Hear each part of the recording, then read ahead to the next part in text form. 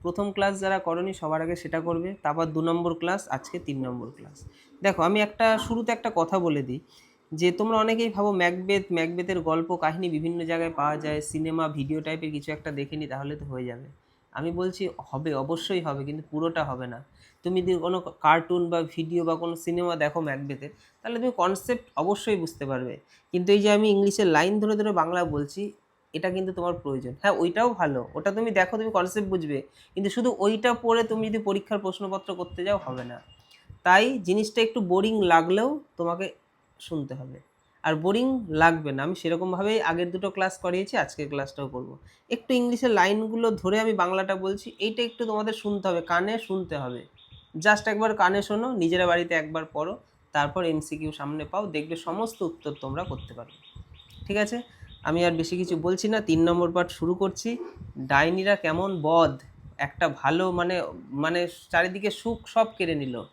ঠিক আছে, মানে একটা সুন্দর সমস্ত দিক, চারিদিক সব সুন্দর সুন্দর চলছিল। তো ডাইনিরা উল্টাপাল্টা ভবিষ্যৎবাণী করলো, করে মানে নিজেদেরকে দিয়ে হত্যা করালো। ঠিক আছে, এটাই ম্যাকবেথের মেন অংশ। তো লাস্টে যদি পারি কিছু দুটো কথা বলবো। আজকে আমি টেক্সটটা শুরু করছি, মন দিয়ে ক্লাসটা সবাই করো। Macbeth demanded to know from them whether he would have his doubt resolved by them or by their master the spirits.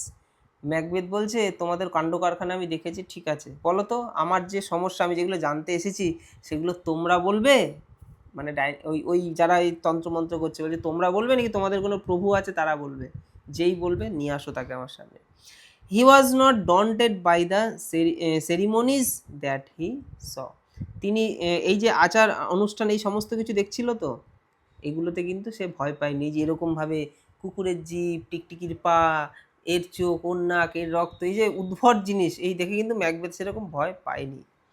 ঠিক আছে, and bloody and boldly said, boldly মানে সাহসের সাথে বললেন, হোয়ার আর দে, তারা কোথায়, লেট মি সি দেম, আমাকে তাদের সাথে দেখা করিয়ে দাও, আমাকে তাকে দেখতে হবে তাদেরকে, তারা কোথায়, ওই 3টে ডাইনি যারা ভবিষ্যৎবাণী করেছিল। So they call the spirit, তাই তারা আত্মাদের ডাকলেন। দেয়ার ওয়ার 3 of them, এবং সেখানে 3জন আত্মা ছিল। The first one looked like an armed head and he called Macbeth by name. প্রথম জনকে দেখতে ওই মানে যুদ্ধের পোশাক পরিহিত টাইপের লাগছিল, এবং সেই প্রথমজন ম্যাকবেথকে নাম ধরে ডাকলো। And told him beware of the thane of Fife, বলছে বেয়ার থাকবে, একদম মানে সাবধানে থাকবে, কার থেকে, 5-এর থেন থেকে। বোঝা গেল এটা কে, এটা হচ্ছে ম্যাকডাফ, ম্যাকডাফের কথা বলা হচ্ছে, ম্যাকডাফের থেকে তুমি একটু দূরে থাকবে। আচ্ছা, ম্যাকডাফটা কি আমাদের একটু জেনে নিতে হবে। ম্যাকডাফ হচ্ছেন এই সামন্ত প্রভুদের মধ্যে একজন, এবং যে ম্যাকবেথকে পছন্দ করতো না, আর ম্যাকবেথেরও তাকে পছন্দ হতো না, হিংসে হতো। তো সেও একজন শক্তিশালী টাইপের কিছু ছিল, কিন্তু ম্যাকবেথ তো এখন রাজা। তো এই ম্যাকডাফের থেকে ম্যাকবেথকে সাবধানে থাকার কথা ডাইনিগুলো বলছে। Macbeth thanked him for the caution, Macbeth বলছে ধন্যবাদ তোমাদের এই সতর্কবাণীর জন্য। He was jealous of Macduff the thane of five, এই 5-এর থেন ম্যাকডাফের প্রতি তার কিন্তু একটা জেলাস ফিল ছিল, মানে জ্বলন ব্যাপার কাজ করতো ম্যাকবেথের। ঠিক আছে, প্রশ্ন কিন্তু আসবে, তো ম্যাকডাফ কোথাকার থেন, এই জায়গাগুলো কিন্তু মাথায় রাখবে। ঠিক আছে, then of five. The second spirit arose in the likeness of a bloody child, দ্বিতীয় আত্মাটি কী করলো, একটি রক্তমাখা শিশুর মতো, এই যে বলা হচ্ছে না ব্লাডি চাইল্ড, রক্তমাখা শিশুর মতো আবির্ভূত হলো দ্বিতীয় আত্মাটি। He called Macbeth by name, সেও ম্যাকবেথকে নাম ধরে ডাকলো। And told him to have no fear of death, এবং তাকে বলল যে মৃত্যু দেখে ভয় পাওয়ার প্রয়োজন নেই, মৃত্যু নিয়ে তুমি চিন্তা করো না। But to love and scorn at the power of man born naturally of a woman's um.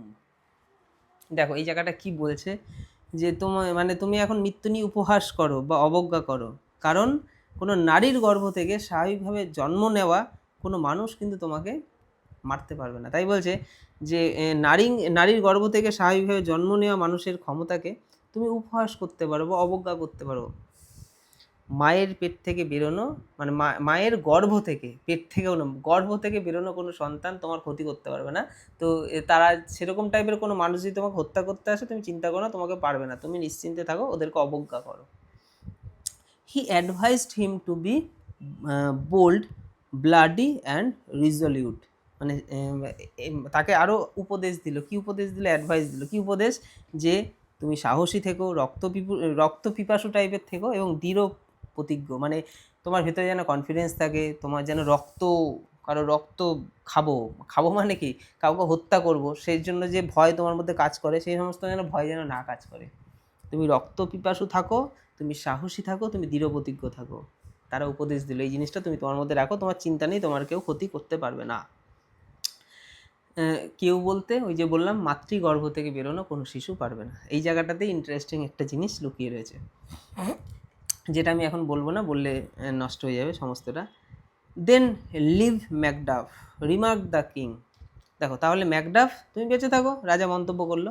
What need do I fear of you Macduff? তোমাকে আমার ভয় পাওয়ার আর কী বা দরকার আছে, তুমি বেঁচে থাকো। মনে মনে বলছে, বা মুখে বিড়বিড় করতে করতে বলছে, ম্যাকডাফ, তোমাকে দেখে আমার আর ভয় পাওয়ার কোনো কারণ নেই, আমাকে তো কোনো মাতৃগর্ভ থেকে কেউ এসে মারতেও পারবে না, তোমাকে দেখে কেন ভয় পাচ্ছি, তুমি বাবা বেঁচে থাকো।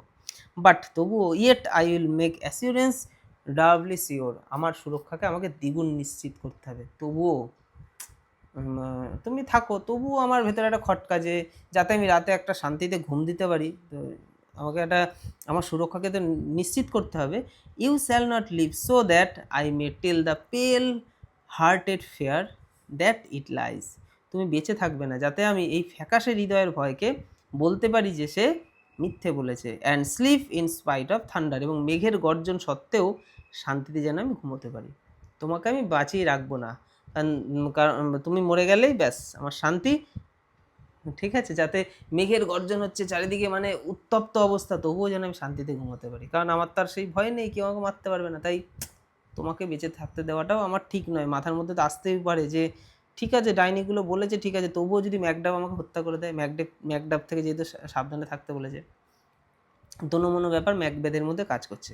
The third spirit arose in the form of a crowned child with a tree in his hand. তৃতীয় আত্মাটির হাতে একটি গাছ নিয়ে, মানে তৃতীয় আত্মাটি হাতে একটি গাছ নিয়ে মুকুট পরে শিশুর মতো আবির্ভূত হলো ম্যাকবেথের সামনে। He also called Macbeth by name, সে ম্যাকবেথকে নাম ধরে ডাকলো। অ্যান্ড কমফর্টেড হিম এগেনস্ট কনস্পিরেসিস, এবং সেও ম্যাকবেথকে নাম ধরে ডাকলো, ষড়যন্ত্রের বিরুদ্ধে আশ্বস্ত করলো। And told him that he should never be vanquished, এবং তাকে বলল তিনি কখনো পরাজিত হবেন না। Until he wood of Birnam to Dunsinane hill would come, যতক্ষণ নয় যে বার্নামের জঙ্গল ডানসিনেন পাহাড়ের কাছে আসছে। এই জায়গাগুলো থেকে প্রশ্ন আসবে কিন্তু, কোথাকার জঙ্গল? বার্নামের জঙ্গল। কোথায় আসবে? ডানসিন পাহাড়ের কাছে। ডানসিন পাহাড়ের কাছেই তো ম্যাকবেথ থাকে। যতক্ষণ না ওই কি বলে, বার্নামের জঙ্গল ওই পাহাড়ের কাছে আসছে, ততক্ষণ তোমার মৃত্যু হবে না, ঠিক আছে? আচ্ছা, who can unfix the forest and move it from its earth bound roots, said the king. রাজা বলছে, এবার কেমন কথা, গাছকে আর কে বা উপরে তুলবে, আর গাছকে এসে কেই বা এরমভাবে নিয়ে আসতে পারে, কি অদ্ভুত কথা। হ্যাঁ ঠিক আছে, আমাকে আর কে বা মারবে। I shall live the usual period of man's life and not be cut off by violent death. আমি দেখছি মানুষের মতো, মানে মানুষের স্বাভাবিক আয়ুষ্কাল পর্যন্তই বেঁচে থাকবো, এবং কোনো হিংস্র মানে মৃত্যুতে আমার তো জীবন শেষ হবে না। মানে পরিস্থিতি যা বুঝছি, সাধারণ মানুষের যেরকমভাবে মৃত্যু হয় একটা বয়স হয়ে যাওয়ার পর, আমারও সেরকমভাবেই হবে। তাহলে হঠাৎ করে কেউ এসে আমাকে তো হত্যা করবে না। ডাইনিগুলো আমাকে যা বললো, বেশ ম্যাকবেথ বেশ মজা খুশি, বাহ সব ঠিক আছে। But my heart throbs to know one thing, কিন্তু তবুও আমার হৃদয় বুক কাঁপছে একটা জিনিস নিয়ে। টেল মি, বলো আমাকে, if you can tell me so much, যদি তোমার আমাকে এত কিছুই বলতে পারো, মানে তোমরা যদি আমাকে এত কিছু বলতেই পারো, তাহলে এটা বলবে। If Banquo's issue shall ever reign this kingdom, তাহলে ব্যাঙ্কর বংশধররা কি কখনো রাজ্যের শাসন করবে? তোমরা যা বললে, আমার তো নর্মালি মৃত্যু হবে না, তবুও মাথায় আসছে, এটা বলো তো যে ব্যাঙ্কোর বংশধররা কি কোনোভাবে শাসন করবে, মানে ভেতরে একটা খটকা তবুও রয়ে গেছে ব্যাঙ্কোকে নিয়ে।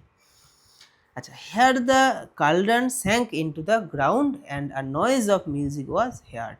মানে এই সময় কড়াইটি মাটির নিচে তলিয়ে গেল এবং একটি সুরের শব্দ শোনা গেল। ওই যে কড়াইটা, যার মধ্যে উদ্ভট উদ্ভট জিনিসগুলো সব রেখে ফোটানো হচ্ছিল, ঠিক আছে, সেই কড়াইটা আস্তে আস্তে মাটির তলায় ভ্যানিশ হয়ে গেল, ঠিক আছে, এবং একটি সুরের শব্দ শোনা গেল।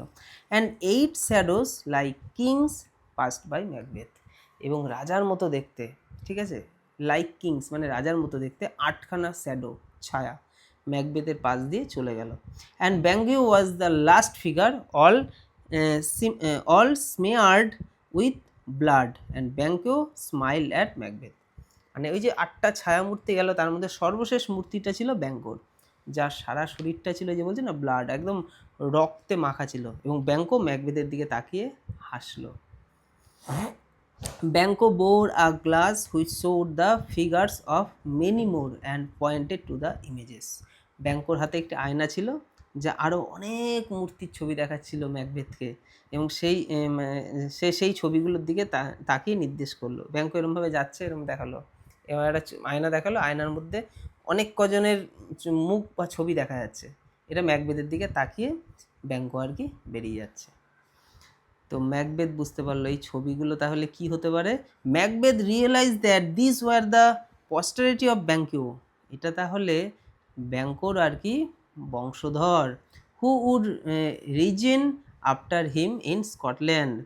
মানে ম্যাকবেথ বুঝতে পারলো যে এরা সবাই হচ্ছে ব্যাঙ্কোরই বংশধর, মানে যারা স্কটল্যান্ডে তারপরে রাজা হবে। The three witches danced with a sound of soft music. 3 ডাইনি মৃদু সঙ্গীতে কী করলো, তারা নাচতে শুরু করলো। And making a show of duty and welcome to Macbeth vanished in the air. Vanished হয়ে গেল এয়ারে, বাতাসে মিলিয়ে গেল। কিভাবে? ম্যাকবেথের প্রতি কর্তব্য এবং স্বাগত জানানোর মধ্যে দিয়ে, মানে সেটা আবার অভিনয়ের মাধ্যমে আর কি, অভিনয়ের মাধ্যমে ম্যাকবেথের প্রতি স্বাগত কর্তব্য জানানোর মধ্যে দিয়ে তারা বাতাসে মিলিয়ে গেল। The first news that Macbeth got soon after coming out of the witches cave was. এই উইচেসদের কেভ থেকে বেরিয়ে আসার পরেই প্রথম একটা খবর ম্যাকবেথের কানে আসলো। কি খবর? That Macduff the thane of 5 had fled to England. 5-এর থেন ম্যাকডাফ ইংল্যান্ডে পালিয়ে গেছে। to join the army which was forming against him under the leadership of Malcolm to displace Macbeth। তো ম্যাকবেথকে ডিসপ্লেস করার জন্য, মানে ম্যাকবেথের বিরুদ্ধে একটা বাহিনী তৈরি হচ্ছে, এবং সেই বাহিনীতে যোগ দেওয়ার জন্য ম্যাকডাফ ইংল্যান্ডে গেছে। আমরা পড়েছিলাম আগের অংশে যে ম্যালকম পালিয়েছিল ইংল্যান্ডে, এবং ম্যালকম ছিল রাজার ডানকান, রাজার বড় সন্তান।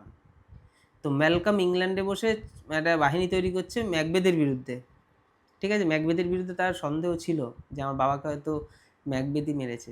আর এদিকে ম্যাকডাফ ইংল্যান্ডে চলে গেছে, কাউকে না জানি লুকিয়ে চলে গেছে। এই খবরটা ম্যাকবেথ পেল। এই সমস্ত কিছু হচ্ছে মেন কারসাজি হচ্ছে ডাইনিগুলোর। And set Malcolm the right heir upon the throne of Scotland.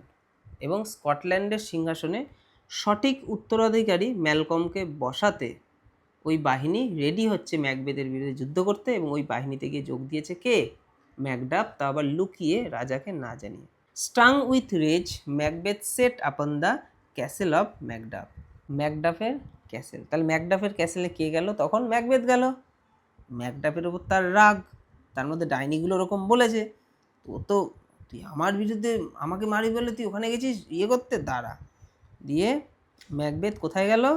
ম্যাকডাফের ক্যাসেলে গেল, দুর্গে গেল, এবং দুর্গের ওপর মানে ক্রোধে উন্মত্ত হয়ে, মানে রেগে গিয়ে ঝাঁপিয়ে পড়ল। Macduff's wife and children whom the then had left behind in Scotland were brutally স্লটার্ড।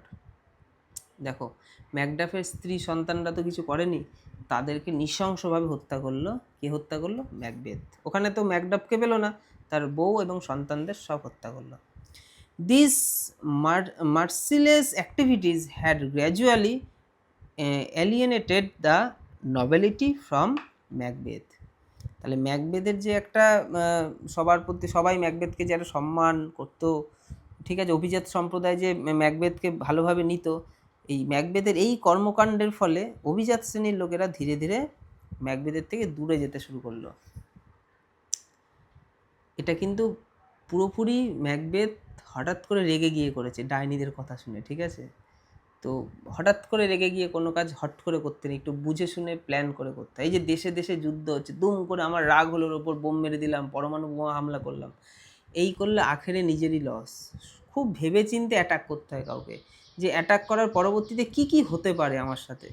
এই সমস্ত প্ল্যান ছাড়া যদি হঠাৎ করে রাগের বশে কেউ কিছু করে, এই জন্য বলা হয় খুব যখন রাগ হবে একটু শান্ত হও, একটু একটু ভাবো, দরকার হলে যেটা তোমার আজকে মনে হচ্ছে আজকে আমি করব, সেটা তুমি একটুখানি স্থগিত রেখে দাও, বন্ধ নয়, তুমি স্থগিত রাখো না, আজকে করবো না, আমি কালকে করব। তুমি একটা দিন সময় নাও, ওই একটা দিন তুমি ভাবো তোমার জন্য এটা ঠিক কিনা। কারণ এটাই হিতের বিপরীত হয়, রাগের মাথায় আমরা যেগুলো করি সেগুলোর ফল পরে ভোগ করতে হয়। মানে কোনো দেশকে আক্রমণ করলেই যে সে রাজা হয়ে গেলে এমনটা নয়। কারণ বর্তমানে প্রত্যেকটা দেশ একজন আরেকজনের সাথে ইন্টার রিলেটেড, ব্যবসার ক্ষেত্রে, বাণিজ্যের ক্ষেত্রে, সমস্ত ক্ষেত্রে। তুমি একটা দুম করে আক্রমণ করলে তার ফলে তোমার দেশবাসীকে বিভিন্ন ক্ষেত্রে ভুগতে হবে, ব্যবসায়িক ক্ষেত্রে, বিভিন্ন জিনিসের ক্ষেত্রে, যেগুলো আমরা ইন্টারন্যাশনাল ক্ষেত্রে দেখতে পাচ্ছি, খবরে জানতে পাচ্ছি। তো এখানে অভিজাত শ্রেণীর সম্প্রদায়ের লোকদের সাথে ম্যাকবেথের ভালো সম্পর্ক থাকা দরকার ছিল, এবং ম্যাকবেথ চাইতো, তার জন্য ভালো ব্যবহারও করতো। এই ম্যাকবেথের এই একটা ভুল সিদ্ধান্ত, এই অভিজাত শ্রেণীর সম্প্রদায়ের লোকরা, বড় লোকগুলো আর কি, ম্যাকবেথ থেকে দূরে চলে গেল, কারণ ওরকম একটা খারাপ কাজ সে করলো। Many fled to join Malcolm and Macduff, who were now approaching with powerful army.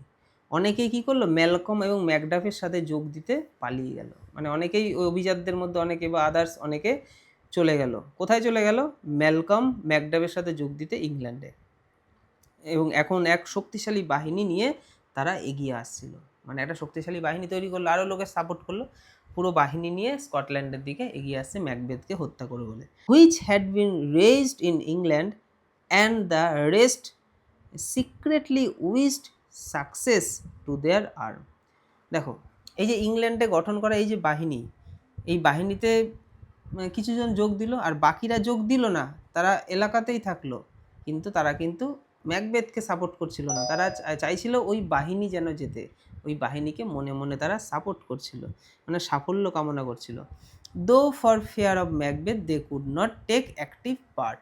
মানে যদিও ম্যাকবেথের ভয়ে তারা সক্রিয়ভাবে অংশ নিতে পারেনি, মানে অভিজাতদের একটা পার্ট বা আরও বিভিন্ন লোক আছে তাদের একটা পার্ট ডাইরেক্ট ইংল্যান্ডে গিয়ে যোগ দেয়নি, কিন্তু এলাকায় থেকে মনে মনে সবাই ম্যাকবেথের বিরোধী ছিল। বোঝা গেল? কারণ ডাইরেক্ট সবসময় সব কিছু করা যায় না, সবারই তো পরিবার সন্তান আছে। কোনোভাবে ম্যাকবেথ জানতে পারলে ঠিক ওই রকম পরিবার সন্তানদের ওপর যদি আক্রমণ করে, তাই ডাইরেক্ট কেউ, মানে অনেকেই গেল, আবার অনেকে গেল না। যারা গেল না তারা কিন্তু ম্যাকবেথকে সাপোর্ট কেউ করছে না, তারা সবাই ওই আর্মিটাকে সাপোর্ট করছে।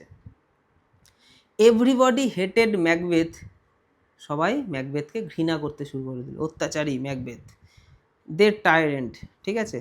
Nobody honoured him but all suspected him, মানে কেউ তাকে আর সম্মান করতো না, বরং সবাই তাকে সন্দেহ করতো। তাহলে ম্যাকবেথ, আমরা টেক্সটের গল্পের একদম শুরুতে পড়েছিলাম, ম্যাকবেথ সাহসী ছিল, তাকে সবাই সম্মান, সব কিছু সব ধ্বংস হয়ে গেল ওই ডাইনিদের প্যাচে পড়ে, সব শেষ। এখন আর ম্যাকবেথকে কেউ সম্মান করছে না, কেউ, মানে সবাই সন্দেহের চোখেই দেখছে। And he began to envy the condition of Duncan, who now slept soundly in his grave. এবং তিনি ডানকানের অবস্থার প্রতি ঈর্ষা করতে শুরু করলেন, যিনি এখন তার কবরে শান্তিতে ঘুমোচ্ছেন। Against whom treason had done its worst, যার বিরুদ্ধে রাজদ্রোহিতার তার চরম ক্ষতি করে ফেলেছে। Neither steel nor poison, domestic malice nor foreign levies could hurt him any longer. মানে কোনো তরবারি, কোনো বিষ, কোনো মানে ঘরের শত্রু, বিদেশি সেনা, কোনো কিছুই তো তাকে আর আঘাত করতে পারবে না, সে তো একদম শান্তিতে ঘুমাচ্ছে। ঠিক আছে, এখানে কি বলা হলো, যে তার এবার রাজা ডানকানের প্রতি একটুখানি ভাবনা চিন্তা আসলো, যে এ তো শান্তিতে সুন্দর ঘুমাচ্ছে, তার এই রাজ্যটাকে আমি সামলাচ্ছি, এর তো আর কোনো কিছু নেই, কোনো চিন্তা নেই, তার কোনো রকম যা যা বললো আর কি। তো যাই হোক, তারপর দেখো, meanwhile the queen who had been the sole partner in his wickedness. দেখো কী বলা হচ্ছে, ইতিমধ্যেই যিনি তার সমস্ত পাপাচারের একমাত্র সঙ্গী, তার রানী, in whose bosom he could sometimes seek a momentary repose from those terrible dreams which afflicted them both passed away. মানে যার বুকে তিনি মাঝে মাঝে সেই ভয়ানক দুঃস্বপ্নগুলো থেকে ক্ষণিকের শান্তি খুঁজে পেতেন যা তাদের উভয়কে পীড়িত করত, তিনি মারা গেলেন। মানে এখানে বলা হচ্ছে লেডি ম্যাকবেথ মারা গেলেন। এবং লেডি ম্যাকবেথ কে ছিলেন? মানে ম্যাকবেথের সমস্ত খারাপ কাজের মেন সঙ্গী ছিলেন লেডি ম্যাকবেথ। লেডি ম্যাকবেথ কেন মারা গেলেন? দেখো, মানে বড়লোক হলে যে শান্তির ঘুম হবে এমনটা নয়। তুমি কিভাবে তুমি নিজেকে সফল করেছো তার উপর ডিপেন্ড করছে। তুমি যদি খারাপভাবে নিজেকে সফল করো, তোমার রাতে ঘুম আসবে না শান্তিতে। রাতে ঘুম ভালো না আসলে বা মনে শান্তি না থাকলে তোমার যাই থাকুক, যতই অর্থ থাকুক, কোনো কিছুই তোমার আপন নয়। এটা আমরা বিভিন্ন জায়গায় শুনেছি, আমাদের জ্ঞানের কথা লাগে, কিন্তু অরিজিনাল সত্যি এটা। ঠিক আছে, শান্তি হচ্ছে অরিজিনাল সম্পদ, অর্থ নয়। Unable to bear the remorse of guilt, she began to suffer from uh, somnambulism and she ultimately died. ঠিক আছে, এটা একটা সোমনাম্বুলিজম, এটা একটা রোগ, ঘুমের ঘরে হাঁটার রোগ। ঠিক আছে, তো তার তো ঘুম আর আসতো না। ঠিক আছে, যে অপরাধবোধ সে করেছে লেডি ম্যাকবেথ, তার রাতে ঘুম আসতো না। তো দিনের পর দিন রাতের বেলা ঘুমের ঘরে সে হাঁটতো। এরকম করতে করতে তার একদিন মানে শরীর এতটাই অসুস্থ হলো, তার মৃত্যু হয়ে গেল। ঘুম আর কি করে আসবে? রানী হলেই ঘুম আসে এমনটা নয়। Macbeth was left alone. এবার ম্যাকবেথ কি একা হয়ে গেল? ম্যাকবেথকে একা ছেড়েই তো চলে গেল lady Macbeth. He গ্রিউ careless of life and long for death. মানে তিনি জীবনের প্রতি উদাসীন হয়ে পড়লেন এবং মৃত্যুর আকাঙ্ক্ষা করতে লাগলেন। মানে ম্যাকবেথ এবার খুব উদাস হয়ে গেল, একা হয়ে গেল, তার আর বেঁচে থাকতে ইচ্ছা করছে না। এবার সে নিজেই চাইছে যে আমি মরে যাই। The near approach of Malcolm's army roused in him what remained of his ancient courage.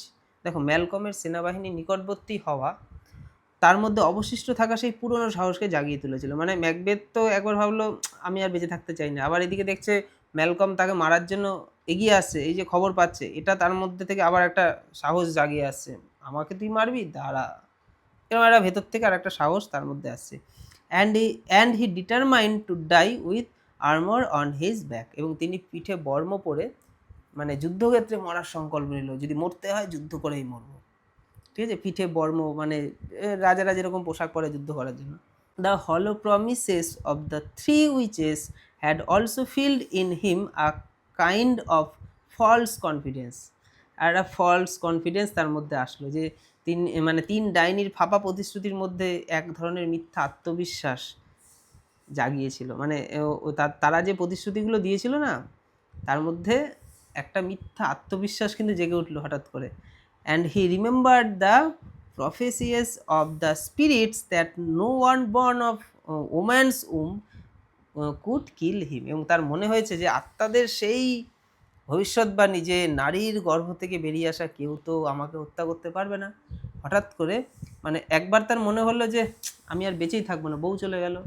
তারপর হঠাৎ করে তার মনে হলো, তারপর সে যখন জানতে পারলো যে ম্যালকমের বাহিনী আসছে রাজাকে মারবে বলে, তখন তার মধ্যে একটা মারবি তুই আমাকে, ভেতরে একটা উৎসাহ জাগলো, না আমি যুদ্ধ করব, যুদ্ধক্ষেত্রে যদি মিথ্যা হবে। আবার আর একটুখানি আরও উৎসাহিত হলো কি শুনে, মানে তার হঠাৎ করে আর একটা কথা মনে পড়লো, যে একটা ডাইনি তো বলেছিল যে মাতৃগর্ভ থেকে বেরোনো কোনো শিশু তাকে হত্যা করতে পারবে না। তার কনফিডেন্সটা আর একটু বাড়লো। He also believed in the saying that he could never be vanquished until Birnam would come to Dunsinane, which he thought was impossible. তিনি এই ভবিষ্যৎবাণীটিতেও বিশ্বাস করেছিলেন যে বার্নামের জঙ্গল ডানসিনেনে না আসা পর্যন্ত তিনি কখনোই পরাজিত হবে না। তো যেটা একদম সম্ভব ছিল না। মানে আর একটা ভবিষ্যৎবাণীও তার মাথায় আসলো, যে আর একটা ডাইনি বলেছিল ওই জঙ্গলটা তার রাজপ্রাসাদের কাছে না আসা পর্যন্ত তার মৃত্যু হবে না। এটা আবার কখনো হতে পারে নাকি, জঙ্গলও তো আসবে না। তো এই জিনিসগুলো হঠাৎ হঠাৎ তার মনে পড়ছে, আর কনফিডেন্স বাড়ছে, না যুদ্ধক্ষেত্রে আমাকে অতই সহজ মারতে পারবে, এরকম একটা ব্যাপার। So he shut himself up in his own castle. মানে তাই সে নিজেকেই নিজের দুর্গের মধ্যে আর কি অবরুদ্ধ করে রাখলো, which was thought to be absolutely impregnable, and waited for Malcolm to invade it. মানে তিনি কি করলেন, যেটিকে সম্পূর্ণ অভেদ্য মনে করা হতো এবং ম্যালকমের আক্রমণের জন্য অপেক্ষা করতে লাগলো। মানে এই জায়গাটা কি বুঝলাম আমরা, যে ম্যাকবেথ এবার নিজেকেই নিজের দুর্গের মধ্যে একদম আটক করলো, মানে রেখে দিল এবং দুর্গটাকে চারিদিকে ভালো করে ঘিরল যাতে কেউ আক্রমণ করতে না পারে। এবং ম্যাকবেথ অপেক্ষা করতে লাগলো ম্যালকম আসুক, তারপর ওকে যুদ্ধে আমি হারাবো। ফাইনালি আর ডে কেম, একটা দিন আসলো শেষমেশ, হোয়েন আ মেসেঞ্জার অ্যাপ্রোচড হিম, যে একজন মেসেঞ্জার এসে অ্যাপ্রোচ করলো, মানে একজন দূত আসলো আর কি, অ্যাপ্রোচড হিম পেল অ্যান্ড ট্রিমব্লিং উইথ ফেয়ার, এবং দূতটার মধ্যে ভীষণ ভয় ছিল, ভয়ে কাঁপছিল, এরকম ভয়ে কাঁপতে কাঁপতে একটা দূত রাজার কাছে আসলেন, মানে ম্যাকবেথের কাছে আসলেন। Almost unable to report to Macbeth that which he had seen, মানে যা তিনি দেখেছেন, মানে ওই দূতটা যা দেখেছে সেটা ম্যাকবেথকে জানাতে সে প্রায় অক্ষম ছিল, মানে এটা বলতেই পারবো না, এরকম একটা ব্যাপার। And yet he averred that as she stood on the hill for his watch, মানে তবুও সে বলল আর কি, দৃঢ়তার সাথে বলল, কি বলল, যে মানে সে যখন পাহাড়ের ওপরে পাহারা দিচ্ছিল, he chance to see Birnam and perceived the wood to be moving, মানে সে হঠাৎ বার্নামের দিকে তাকায়, এই যে বীরনাম বা বার্নাম যেটা বলা হচ্ছে, বার্নামের দিকে তাকায় এবং জঙ্গলটিকে নড়াচড়া করতে দেখে। মানে পাহাড়ের ওখানে যখন ওই দুধটা পাহারা দিচ্ছিল, হঠাৎ দেখলো যে জঙ্গলটা নড়ছে, ঠিক আছে, জঙ্গলটা নড়ছে। আচ্ছা, লার রোয়ার্ড ম্যাকবেথ, ম্যাকবেথ বলছে মিথ্যুক, ম্যাকবেথ গর্জে উঠলো, ইফ ইউ স্পিক ফলস, যদি তুমি, মানে ইফ কন্ডিশনাল সেন্টেন্স, হ্যাঁ, যদি তুমি মিথ্যে হও, মানে বা মিথ্যে বলে থাকো, you shall be hanged alive upon the next tree, তোমাকে জীবন্ত গাছে ঝুলিয়ে দেওয়া হবে, till famine ends your life, যতক্ষণ না তুমি ফ্যামাইনে মারা যাচ্ছ, মানে অনাহারে মারা যাচ্ছ, ততক্ষণ তোমাকে ঝুলিয়ে গাছের মধ্যে রাখা হবে, মানে তোমার কথা যদি মিথ্যে হয়। By now Macbeth had began to doubt the equivocal saying of the three spirits, ততক্ষণে ম্যাকবেথ তিন আত্মার মানে দ্ব্যর্থবোধক বাণীর ওপর সন্দেহ করতে শুরু করলো, এই রহস্যময় যেটাকে বলা যায়, রহস্যময়, এই যে রহস্যময় যেগুলো, মানে রহস্যময় যে কথাগুলো বলেছিল ডাইনিগুলো, সেই কথাগুলো তার হঠাৎ করে মনে পড়ে গেল। He never feared of being vanquish till Birnam wood should advance towards কি বলা হচ্ছে, ডানসিনেন, দেখো বার্নামের জঙ্গল ডানসিনের দিকে অগ্রসর না হওয়া পর্যন্ত তিনি কখনো পরাজিত হওয়ার ভয় পাননি। And now the wood did move, আর এখন জঙ্গলটি সত্যি নড়াচড়া করছে, মানে হঠাৎ করে তার মনে পড়ে গেল যে জঙ্গল তো আসবে, তারপর তো আমার মৃত্যু হবে, কিন্তু সেই কথাটাও তো সত্য হচ্ছে, জঙ্গল তো আসা শুরু করে দিয়েছে, জঙ্গল তো নড়াচড়া করছে। However said Macbeth, if this which he vouches be true, let us take arms and move out, যাই হোক ম্যাকবেথ বললেন যে মানে সে যা দাবি করেছে তা যদি সত্যি হয়, তবে চলো আমরা অস্ত্র তুলে নিই এবং বাইরে যাই। There is no flying from hence not staying in here, এখান থেকে পালানোরও পথ নেই আর ভেতরে থাকারও উপায় নেই, মানে ভেতরে তো আমি আর শান্তিতে থাকতে পারছি না, আর পালানোর উপায় নেই, পালাবো কী করে, বাইরে তো বাহিনী দাঁড়িয়েই আছে।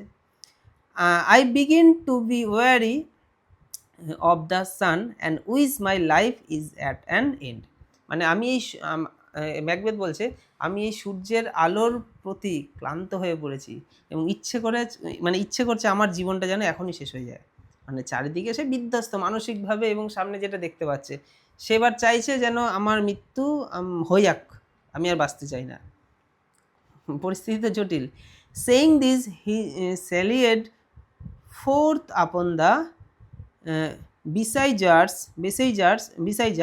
who had now reached the castle, মানে এই কথা বলে তিনি সেই অবরুদ্ধকারীদের ওপর আক্রমণ করতে ছুটে গেলেন যারা ততক্ষণে দুর্গে পৌঁছে গিয়েছিল। The strange sight of the moving wood was easily solved, চলন্ত জঙ্গলের সেই অদ্ভুত দৃশ্যের রহস্য সহজেই উন্মোচিত হলো। এই যে বলা হচ্ছে না জঙ্গল এগিয়ে আসছে, জঙ্গল কী করে চলন্ত হলো, আস্তে আস্তে খবরটা জানা গেল যে জঙ্গল কী করে মুভ করছে, সেটা আমরা এখন জানতে পারবো। When the besieging army advance towards the castle through the wood of Birnam, অবরোধকারী বাহিনী যখন বার্নামের বা বীরনামের জঙ্গলের মধ্যে দিয়ে দুর্গের দিকে অগ্রসর হচ্ছিল, Malcolm like an astute general, মানে অ্যাস্টিউট জেনারেল মানে এখানে বলা হচ্ছে একটা চতুর সেনাপতি। তো তখন ম্যালকম একজন চতুর সেনাপতির মতো ইনস্ট্রাকশন দিয়েছিল অল হিজ সোলজার্স, তার সমস্ত সৈন্যবাহিনীকে, টু হিউ ডাউন আ বো, মানে একটা গাছের ডাল, two Hugh down a bough and bear it before them, মানে প্রত্যেকটা সৈন্যকে বলেছিল গাছের ডাল কেটে তা নিজের হাতের সামনে ধরে রাখতে নির্দেশ দিয়েছিল। মানে ম্যালকম বলেছিল সৈন্যবাহিনীদের যে সবাই একটা করে গাছের ডাল কেটে নিজের হাতে ধরে রাখবে এবং গাছের ডাল হাতে নিয়ে এগোবে, so that they could conceal the actual number of invaders of Macbeth, মানে যাতে তারা ম্যাকবেথের আক্রমণকারীদের আসল সংখ্যাটি লুকিয়ে রাখতে পারে, মানে ম্যাকবেথ যাতে বুঝতে না পারে যে কতজন তাকে আক্রমণ করতে আসছে, গাছের ডালগুলোর মধ্যে থাকলে তো বুঝতে পারবে না কতজন আসছে, বোঝা গেল? তো এই জন্য ম্যালকম এই নির্দেশ দিয়েছিল সবাই গাছের ডাল হাতে নিয়ে রাজার রাজপ্রাসাদের দিকে এগোবে। This marching of soldiers with boughs in their hands had appeared from a distance like a moving wood, মানে হাতে গাছের ডাল নিয়ে সৈন্যদের এই কুচকাওয়াজ দূর থেকে মনে হচ্ছিল একটা জঙ্গল যেন এগিয়ে আসছে, দূর থেকে এটা মনে হচ্ছে, সামনে থেকে তো বোঝা যাচ্ছে মানুষ। And the Messenger was evidently frightened, এবং দূতটি স্বাভাবিকভাবেই ভয় পেয়ে গেল। Das the words of the spirits ব্রট two pass in a sense different from that in which Macbeth understood, and so he lost his confidence, মানে এভাবেই ওই আত্মাগুলোর বাণী সত্য প্রমাণিত হলো এবং ম্যাকবেথ যেভাবে বুঝেছিলেন যে তার চেয়ে ভিন্ন অর্থে, তো তাই তিনি তার আত্মবিশ্বাস হারিয়ে ফেলেছিলেন। তো ওইভাবে মানে আস্তে আস্তে প্রত্যেকটা বাণী সত্য হচ্ছে ডাইনিদের। তো ম্যাকবেথের এবার আত্মবিশ্বাস প্রায় ম্যাক্সিমাম তলানির দিকে চলে গেছে, জঙ্গল এগিয়ে আসছে, আর কি বউটাও মারা গেছে। A fierce skirmish took place in which Macbeth slaughtered all those who challenged him. একটি ভয়ঙ্কর যুদ্ধ শুরু হলো, এই যে ফিয়ার স্কিরমিস টুক প্লেস, একটা ভয়ঙ্কর যুদ্ধ শুরু হলো, ইন হুইচ যেখানে ম্যাকবেথ তাকে challenge, Macbeth slaughtered all those who challenged him, মানে যেখানে ম্যাকবেথ তাকে চ্যালেঞ্জ করা সবাইকে হত্যা করলেন, মানে যারা ম্যাকবেথকে হত্যা করতে এসেছিল যে সমস্ত বাহিনীগুলো, তারা ম্যাকবেথের সামনে আসলো, ম্যাকবেথ সবাইকে একদম সাহসিকতার সাথে লড়াই করলো, মেরে দিল। আনটিল হি ফেসড ম্যাকডাফ, যতক্ষণ না তার ম্যাকডাফের মুখোমুখি সে হলো, and remembering the caution of the spirit, এবং সেই আত্মার সতর্কতা তার মনে পড়ে গেল, মানে এই আত্মার কথাগুলো বারবার তার মাথার মধ্যে আসছে, মানে তুমি পারবে, কিন্তু কেউ যদি বারবার বলে যে তুমি পারবে না, আর তোমার যদি বারবার মনে হয় মানে কেউ একজন বলেছে আমি মনে হয় পারবো না, তাহলে অটোমেটিক তোমার কনফিডেন্স লুজ হয়ে যাবে। আত্মার বাণী তার আবার মনে পড়লো এবং মানে সবার সাথে লড়াই করতে করতে ম্যাকবেথ এবার হাজির হলো ম্যাকডাফের সামনে আসার সাথে সাথেই তার মনে পড়ে গেল, কি মনে পড়ে গেল? ডাইনিদের সেই কথা, ম্যাকডাফের থেকে দূরে থাকতে বলেছিল। who had concealed him to stay away from the Then of 5 he would have turned back, মানে যে তাকে 5-এর থেন থেকে দূরে থাকার পরামর্শ দিয়েছিল তিনি হয়তো ফিরে যেতেন, but Macduff who had been seeking him through the whole fight opposed his turning and fierce contest ensued, কিন্তু ম্যাকডাফ যিনি পুরো যুদ্ধ জুড়ে তাকে খুঁজছিলেন তার ফিরে যাওয়ার পথ আগলে দাঁড়ালেন এবং একটি ভয়ঙ্কর লড়াই শুরু হলো। মানে ম্যাকডাফকে দূরে থাকতে বলা হয়েছিল, ম্যাকডাফের থেকে ম্যাকবেথকে দূরে থাকতে বলা হয়েছিল, ম্যাকবেথ চাইনি ম্যাকডাফের মুখোমুখি সেরকমভাবে হতে, কিন্তু পরিস্থিতি এমনভাবে তৈরি হলো ম্যাকডাফ ম্যাকবেথকে তার সামনে থেকে দূরে যেতে দিল না, তার পথ আটকালো। Macduff reproached him and called him a tyrant, murderer, hell hound and a villain. দেখো ম্যাকডাফ তাকে ধিক্কার জানালেন, এই জায়গাগুলো খুব ইম্পর্টেন্ট কথা, এবং তাকে এক অত্যাচারী, হত্যাকারী, নরকের কুকুর এবং এক খলনায়ক বলে ডাকলেন। যুদ্ধের আগে যেরকম হয় না অরিজিনাল, তাহলে এখানে হিরো কিন্তু ম্যাকডাফ। তো ম্যাকডাফ তাকে ধিক্কার জানালো, রিপ্রোচ করলো এবং তাকে বললো টায়ারেন্ট, মার্ডারার, খুনি, হেল হাউন্ড অ্যান্ড ভিলিয়ান, মানে এখানে বলা হচ্ছে নরকের কুকুর, নর্মাল কুকুর না, নরকের কুকুর এবং এক খলনায়ক, এইসব বলে ম্যাকডাফ ম্যাকবেথকে সম্বোধন করলো এই সময়। For brutally slaughtering his wife and his innocent children by hired murderers. দেখো ইনোসেন্ট বাচ্চা মানে তার সেই অসহায় সন্তান, ম্যাকডাফের অসহায় সন্তান এবং বউকে কে হত্যা করেছে? ম্যাকবেথ। তো তাহলে ম্যাকডাফের কতটা রাগ থাকতে পারে ম্যাকবেথের উপর, তো ওই রাগে সেটা বলছে যে নরকের কুকুর। তো যাই হোক হলো, then Macbeth remembered the words of the spirit and bloodily proclaimed. তারপর হঠাৎ করে ম্যাকবেথের আবার আর একটা কথা মনে পড়ে গেল। কি মনে পড়ে গেল? যে আত্মার কথাগুলো মনে পড়ে গেল এবং ঘোষণা করলো। এবার ম্যাকবেথ বলছে তুমি যা বলছো ঠিক আছে, এবার আমারটা শোনো। ম্যাকবেথ সাহসের সাথে ঘোষণা করলো। কি ঘোষণা করলো? I bear a charmed life which must not ail to a man born naturally of a woman. মানে আমি একটা মায়াবী জীবন বহন করেছি, নারীর গর্ভ থেকে বেরিয়ে আসা কোনো মানুষ আমাকে হারাতে পারবে না, আমাকে মারতে পারবে না, এইরকম একটা বর আমার সাথে রয়েছে। ঠিক আছে। At this Macduff snapped him and declare that he was never as the ordinary man is naturally born. মানে এই কথাটা শোনার সাথে সাথে ম্যাকডাফ উপহাস করলেন, মানে হেসে উঠলেন এবং ঘোষণা করলেন যে তিনি সাধারণ মানুষের মতো স্বাভাবিকভাবে জন্মাননি। কি মজার জিনিস! ম্যাকবেথ হঠাৎ করে বলল আমাকে মারতে পারবে না মাতৃগর্ভ থেকে বেরোনো কেউ। আর এই কথা শুনে ম্যাকডাফ তখন অট্ট হাসে, কি বলে, আমি তো সাধারণভাবে মাতৃগর্ভ থেকে বেরোইনি। But was untimely taken out from his mother's womb. বরং সময়ের আগেই মায়ের গর্ভ কেটে মানে সিজার করে আমাকে বের করা হয়েছে। এই কথাটা শোনার পর ভাবো ম্যাকবেথের কি অবস্থা হতে পারে। ম্যাকডাফ বলছে আমি মাতৃগর্ভ থেকে বেরোইনি, আমি সিজারের দ্বারা পেট কেটে আমাকে বের করা হয়েছে। বোঝা গেল? তাহলে ম্যাকবেথের কনফিডেন্স কোন তলানিতে এবার যেতে পারে। Macbeth lost his strength and resoluteness. দেখো ম্যাকবেথ এবার তার শক্তি এবং দৃঢ়তা সব হারিয়ে ফেললো। He lamented in future a man should never believe the lying equivocations of witches and juggling spirits. তিনি বিলাপ করে বললেন ভবিষ্যতে কোনো মানুষেরই ডাইনিদের এই মিথ্যে এই ধরনের মানে প্রতারণামূলক কথাবার্তার উপর বিশ্বাস করা উচিত নয়। কেউ যেন ডাইনিদের এই সমস্ত কথাবার্তায় বিশ্বাস না করে। এমন বাজে ডাইনি, পুরোটা বলতে পারতো, অর্ধেক বলেছে বাকি। Who deceived us in words that have double meaning. মানে যারা আমাদের এমন কথায় প্রতারিত করে যা দুটি অর্থ রয়েছে। আমাদেরকে কীভাবে প্রতারিত করে? দুটো অর্থ রয়েছে। একেবারে পরিষ্কার করে বলো যে তোমার মাতৃগর্ভ থেকে কোনো সন্তানের তোমাকে মারতে পারবে না। আবার আরেকটা বললো যে সিজার বা পেট কেটে যদি কেউ বেরোয় তাহলে আমি মারতে পারবে। তো একটা দিক বলেছে আর একটা দিক বলেনি। কীরকম জঘন্য ডাইনিগুলো। And while they keep their promise literally they disappoint us by providing different meaning. এবং যখন তারা আক্ষরিক অর্থে তাদের প্রতিশ্রুতি রক্ষা করে তখন ভিন্ন অর্থ প্রকাশ করে আমাদের হতাশ করে। He then refuse to fight against Macduff. এবং তিনি তখন ম্যাকডাফের বিরুদ্ধে যুদ্ধ করতে অস্বীকার করলো। এই সাহসী ম্যাকবেথ এত সৈন্যবাহিনীকে মারলো, এবার ম্যাকডাফের সামনে সে আর যুদ্ধ করতে সেই সাহস ইচ্ছার ভেতর থেকে কাজই করছে না। ঠিক আছে, মানে তার তখন রাগ হচ্ছে ডাইনিদের ওপর। পুরো কথাটা বলো, পুরো কথাটা বলিনি, অর্ধেক বলেছে। এবার তো বিপদ সামনে দাঁড়িয়ে আছে, এবার আমার কী হবে? Macduff, who অ্যাভোর্ড him scornfully, told him that they would imprison him and demonstrate him to the laity as a tyrant.